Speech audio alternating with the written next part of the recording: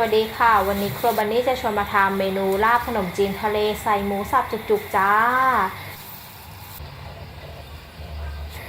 น้ำหมึกน้ำกุ้งนะคะแล้วก็หมูไปลวกเลยจ้าทุกคน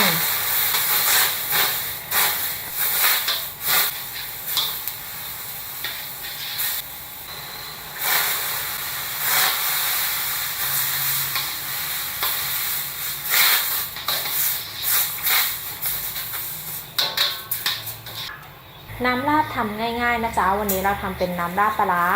ก็น้ำตาลทรายสัก1ช้อนนะจ๊ะเสร็จแล้วนะจ๊ะวันนี้เราจะใช้น้ำปลาจ้า2ช้อนก็ถ้าชอบเป็นน้ำปลาก็ใช้น้ำปลานะจ๊ะแล้วก็เติมน้ำปลาลงไปนิดนึงนะจ๊ะประมาณสัก1ช้อนจ้า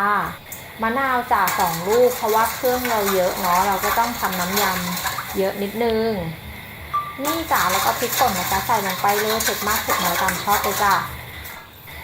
หมูสับของเราจ้าหมึกกุ้งจ้าคลุกเคล้าให้เข้ากันนิดนึงนะ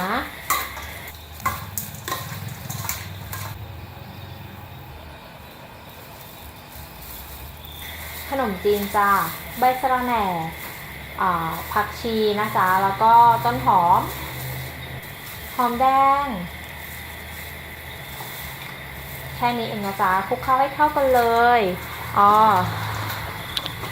ที่สำคัญก็ข้าวคั่วของเราจ้ะคั่วเองจะหอมๆนะจ๊ะก็เป็นเมนูมื้อเย็นอีก1เมนูที่แซ่บมากๆเลยใครอยากลองหาเมนูที่แบบทำกินแก้เบื่อต้องการรสแบบแซ่บลืมอะไรเงี้ยแซ่บลืมจนจำไม่ได้ก็ลองทำดูเลยนะจ๊ะวันนี้นะจ๊ะราดขนมจีนของเรานะจ๊ะเสิร์ฟคู่กับมะเขือเปราะไข่ต้มจ้ากินให้แซ่บให้นัวกันไปเลยจ้า